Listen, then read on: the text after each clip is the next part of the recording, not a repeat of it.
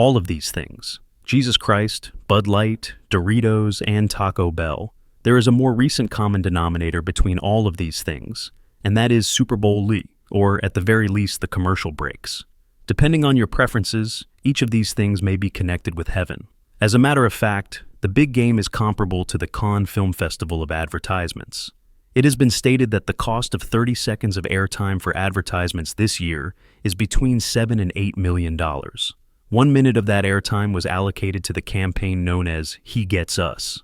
The commercial, which lasted for 60 seconds and was broadcast during the first half of the Super Bowl, included a variety of pictures showing people who were in need of assistance. Some of the people were alone, while others were receiving assistance, such as during a football game. The graphics were backed by the distinctive voice of Johnny Cash, who slowly sang his legendary cover of the song Personal Jesus by Depeche Mode, which was released in 1989. This advertisement, like others that came before it, concluded with the phrase, "He gets us." We are all together. While it is possible that this is the case, it is also clear that the opposite is not the case. This is because a significant number of individuals did not receive any part of the advertisement, nor did they comprehend who was responsible for it or what it was doing in the Super Bowl advertising lineup. There were not one but two commercials for the He Gets Us campaign that were broadcast during the Super Bowl in 2023, which is when football fans were first introduced to the advertisements for the campaign. It was the same event that took place in 2024 at Super Bowl 58, and a lot of people have always thought that they were a little strange. Following the initial advertisements in the year 2023, Congresswoman Alexandria Ocasio-Cortez made a comment on X that struck a chord with a great number of people.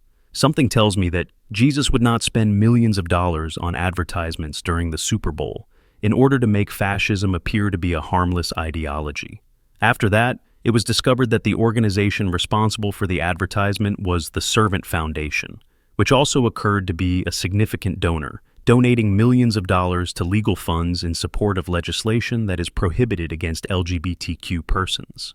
David Green, co-founder of Hobby Lobby, disclosed that he was a contributor to the Servant Foundation, despite the fact that the foundation does not disclose its sponsors.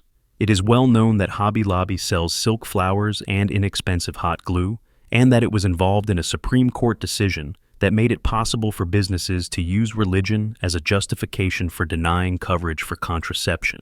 Since then, the He Gets Us campaign has been taken over by Come Near, a charitable organization that took over in 2024. Come Near is overseeing the initiative at this time. They are the ones responsible for the advertisement that came out during the 2025 Super Bowl, which has been met with a lukewarm response, and not just from individuals who would not consider themselves to be believers. An ex-user who identified as Christian noted that He Gets Us spends millions of dollars on this advertising. As an alternative, how about Feed People? The large amount of money that was spent on purchasing the advertisement spaces was questioned by a number of individuals, and several individuals stated that any amount of money would have been better spent on assisting those who are in need, rather than simply conducting photo shoots about them. Moreover, many questioned whether or not Jesus Christ himself would have given his blessing to the advertising effort that was being run in his name.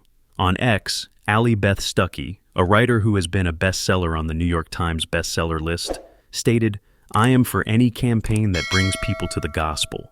Again, however, He Gets Us falls short of expectations.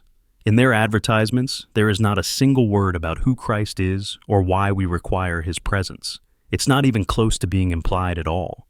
A person who does not believe in Jesus is likely to leave the experience with the conviction that Jesus is, at most, his friend who is there to encourage him. It is correct that it extends the invitation. Nonetheless, it fails to remember the purpose of the invitation.